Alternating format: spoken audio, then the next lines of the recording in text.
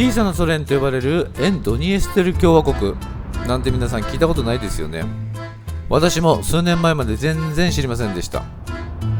ヨーロッパで最も人気のない国、モルドバとウクライナに挟まれたドニエストル川沿いの細長い人口50万人弱の小さな国です。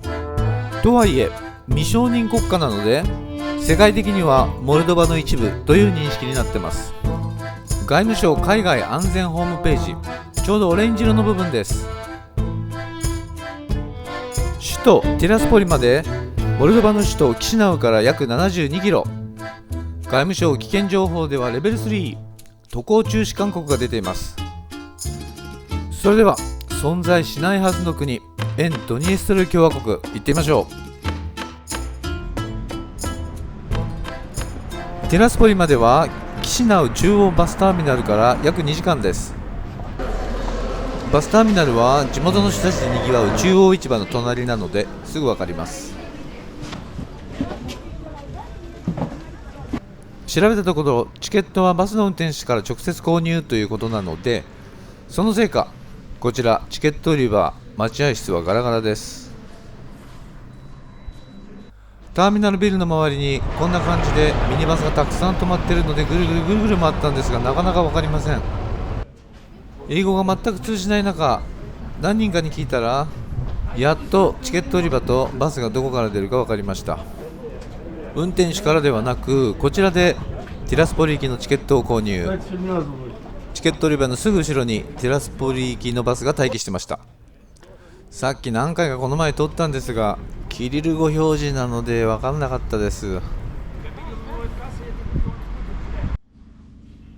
満員になったら出発ということで、とりあえずおトイレ有料なので非常に綺麗なおトイレです。なかなかいっぱいになりません。チケット代は57モルドバレー、約 3.25 ドル、475円です。50分ほどで満席、やっと出発です。沿ドニエステル共和国が生まれたきっかけは現在のウクライナ紛争と状況が非常に似てます。お互い言い分があるとはいえロシア語しか喋れない住民たちが政府により不当な扱いを強いられるというのが大きな理由の一つです。1992年トランスニストリア戦争にまで発展しますが、この30年は平和が維持されています。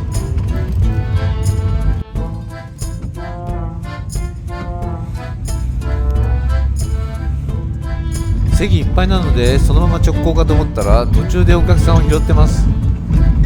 立ち席です。昨日到着したキシナウ空港、町のほぼ南に位置し距離は12キロ。ここまで30分ほど走ったんですが空港を過ぎる頃には立ち席もいっぱいです。途中バス停らしきところでまだまだ乗りたい人がいるんですがごめんなさい、いっぱいです。モルドバは世界第20位のワイン生産国、ブドウ畑です。農作物も豊富に取れそうな大地。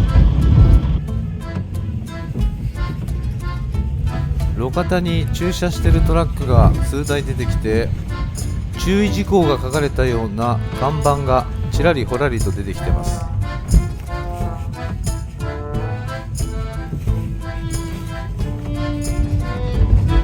写真・ビデオ撮影禁止のサインも出てきます。滞在許可は今晩23時23分まで。このレシートみたいなものをもらうだけで入国スタンプなし。存在しない国、沿ドニエステル共和国、入国成功です。当然モルドバの出国審査はありません。沿ドニエステル共和国入国は車を降りて小さな小屋で審査を受けます。宿泊する際はホテルを予約しておいた方がいいようでした。国境を越えてすぐ入っていく町はモルドバ内でも4番目の人口10万人を有するベンデルです。右手には軍の墓地が出てきます。トランスニストリア戦争中激戦区でもあったせいか町に入ってくるときに英雄たちの町という記載がありました。こちらはベンデルのバスターミナル。終点ティラスポリの駅までは数カ所でお客さんを降ろしながら進みます。ティラスポリ戦争英雄たちの記念碑、そして戦争で使われた戦車らしきものが出てきます。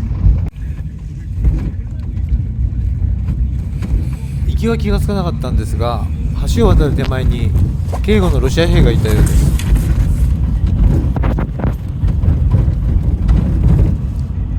ドニエストル川を渡ります。英語ではトランスニストリアって言ってますが、これはドニエストル川の向こう側という意味だそうです。川を渡るとティラスポリまでは約10キロです。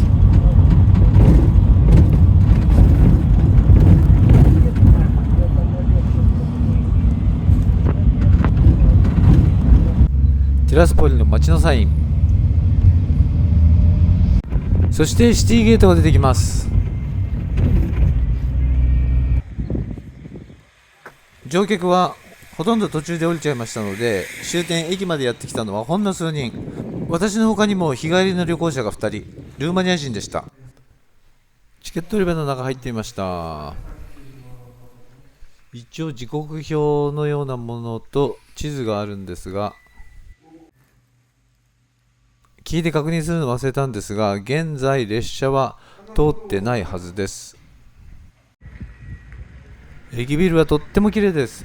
2014年に修復したそうです。誰もいません。列車が通ってそうな気配は全くありません。ただスタッフいました。広い待合室も鍵がかかってて入れません。沿ドニエストル共和国は自分のところだけの通貨持っていまして、それしか使えないそうです。あとカードも使えない。駅の両替所があると調べてたので、そこで両替するつもりがなんと閉まってました。ご飯食べれるかな。銀行発見。なんとかバンク。キリル語のアルファベットもちょっと覚えた方が便利ですね。旅行の際は。レートを見るとやはりドルが優遇されてる感じです。基本食事代だけですので20ポンドだけ両替することにしました。通貨の単位はトランスニストリアルーブルです。1円が 0.09 ルーブル。ややこしい。なんかロシアの国旗が出てきましたよ。こっちにも。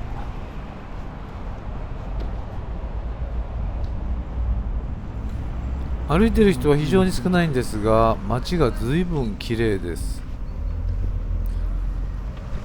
道路、歩道も非常に新しいです。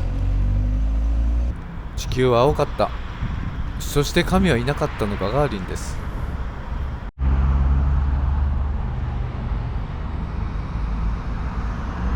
奥の丸いのは劇場。そしてこちらの人物はウクライナ文学の始祖と言われるタラス・シェフチェンコ。全然知りません。その奥にある像もまた絶対知らない人だろうと思いながら見に行ったら知ってました。なんでこんなところにハリー・ポッターが。なぜここにハリー・ポッターの像があるかいろいろ調べたんですけど、全然わかりませんでした。ただし知人のハリー・ポッターファン曰く、モルドバはクイジッチの強豪国、2010年のワールドカップで優勝しているそうです。いずれにしても2021年9月1日知識の日にここにお耳見したそうです。正面にはレーニンの像もあります。小さなソ連という雰囲気たっぷり。いいですね。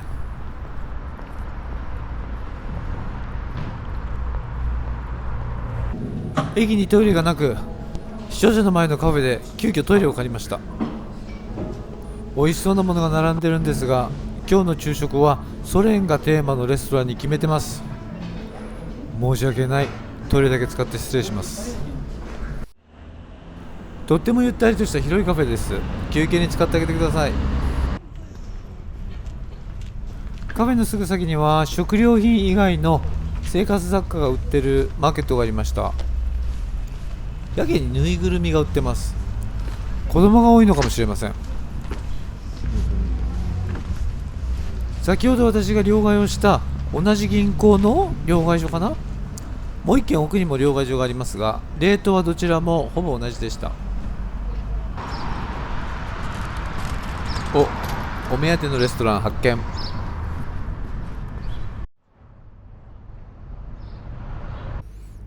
はい、小さなソ連でございます。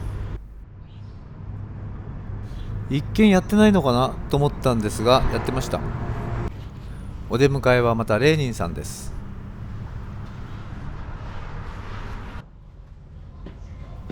扉を抜けるとソビエト時代にタイムスリップです。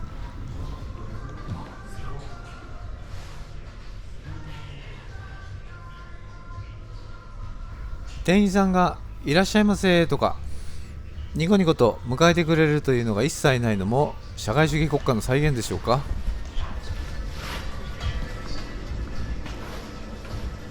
私が入った時にすでに3組、しばらくするとほぼ満席になりました。奥にはソビエト連邦時代が再現されたちょっとした展示室みたいなところがあります。イギリスに持って帰ったら結構いい値段で売れるんじゃないかというようなものを見ながら食事が出てくるまで時間を潰すことができます。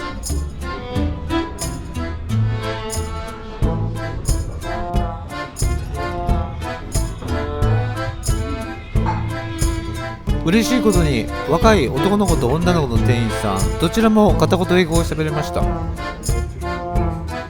前菜にスープ、メインコースにチキン、どちらも男の子のおすすめです。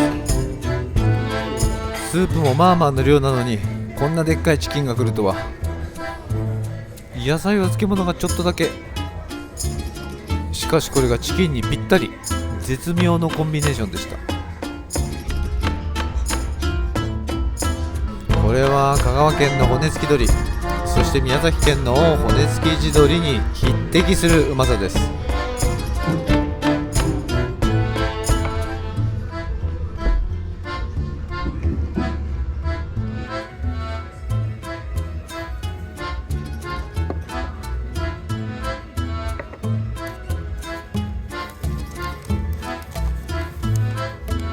164ルーブル、チップが入ってないので霧のいいとこで200ルーブル置きました。ということで合計約2222円です。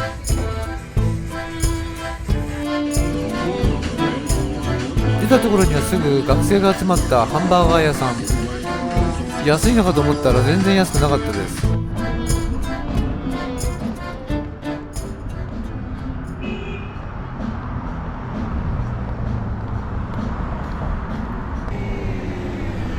ティラスポリでは本当に車が歩行者に道を譲ってくれます。ピカピカのインフィニティですね。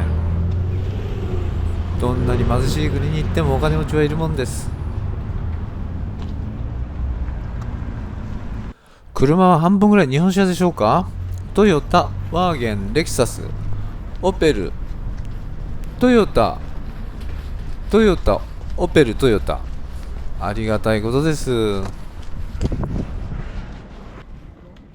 川沿いにはこんな綺麗なホテルも。調べたら1泊7000円ぐらいでした。この国の名前となっているドニエストル川沿いにやってきました。釣りしてる。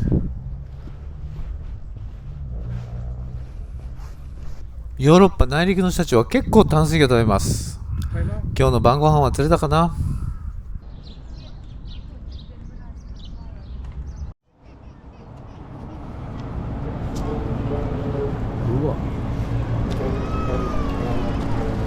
社会主義国家らしい広い通りです。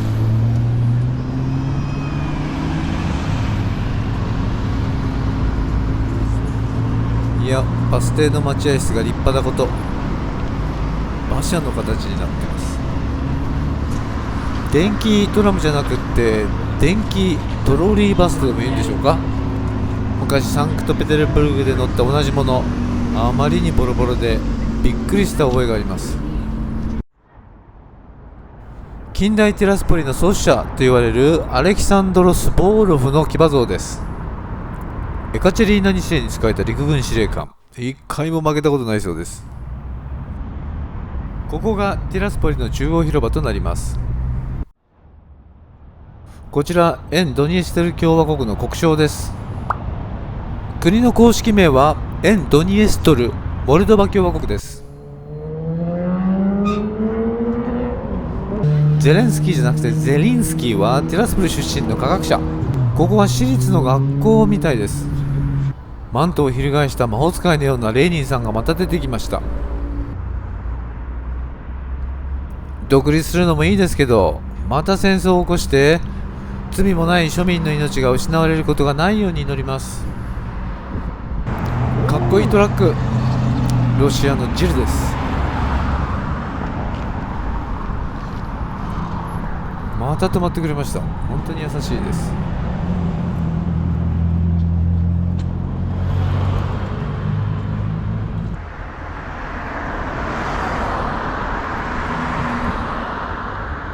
メモリアルパークには数々の戦争で亡くなった人々の記念碑があります。トランスニストリア戦争では1500人ほどの命が失われています。小学生の頃、ロシアのスターリン戦車が一番かっこよかったので、そのプラモデルを買ったらおじいちゃんに日本を裏切った国の戦車なんか作るなと怒られた記憶があります。綺麗だな。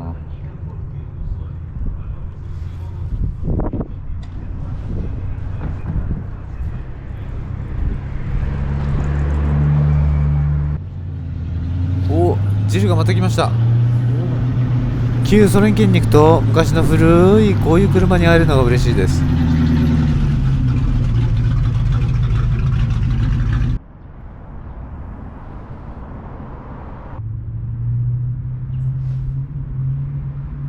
こんなところにエカチェリーナがいました。ソビエトのハンマーと鎌が描かれた赤と緑の旗が沿ドニエステル共和国国旗です。左右の旗はこれまた未承認国家の旗です。左がアブハジア共和国、右が南オセチア、どちらもジョージアの一部です。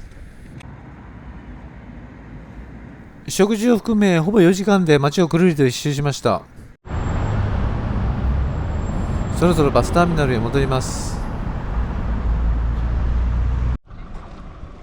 着いた時トイレ分かんなかったんですけど、あそこです。黒いゲートを入ったとこでした。チケットはやはり運転手に払うんじゃなくって駅の構内で買えと言われました。日本人 YouTuber がここで世界で唯一のプラスチックコインを買ってたんですが、両替所相変わらず閉まってます。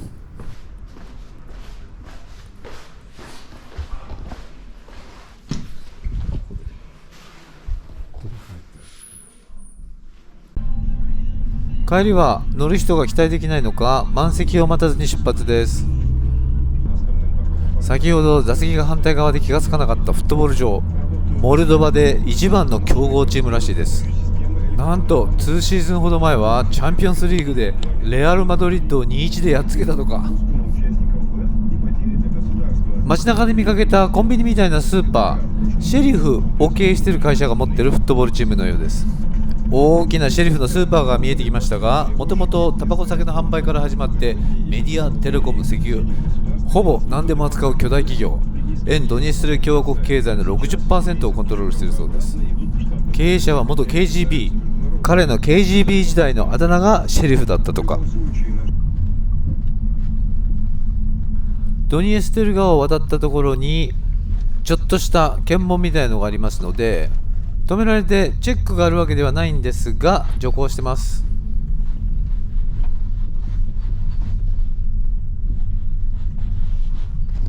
基本的にほぼドニエステル側が国境ですが、このベンデルは昔から戦略的な重要地点みたいで、一応中立非武装地帯になっているそうですが、実際沿ドニエステル共和国が実効支配しています。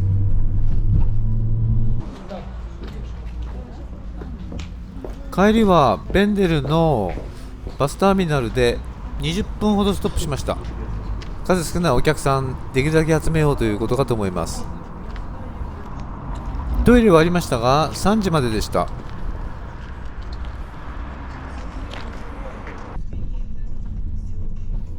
ティラスポリに向かうときはここで右手へ曲がって橋を渡ったんですが、ちょうどこの道路と道路の間に白いプレハブみたいなのがあって、緑の壁に囲まれているところが警備の兵隊がいるところです。ベンデルの町の起源となったベンデル要塞が川を見下ろすところに立ってます。ルーマニア語でティギア要塞。15世紀ステファン大公が築いた砦が始まりです。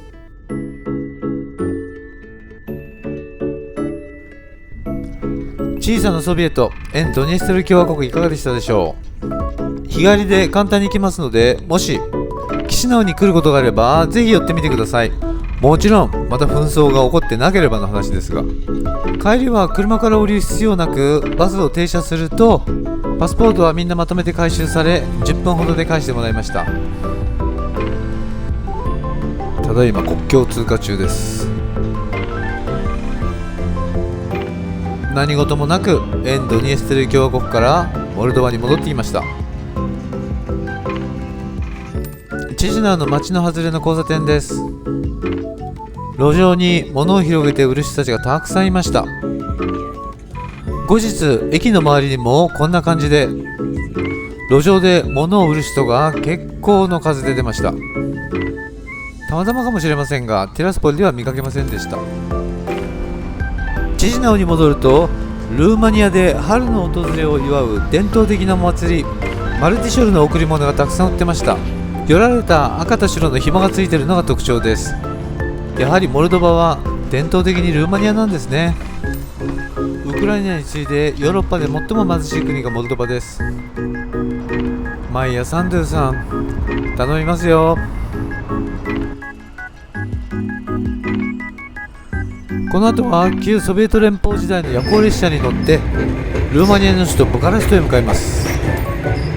サンタクロースの右手ドラキュラ、そして銃殺刑にされた大統領チャウチェスク、そんなところを訪れてみる予定です。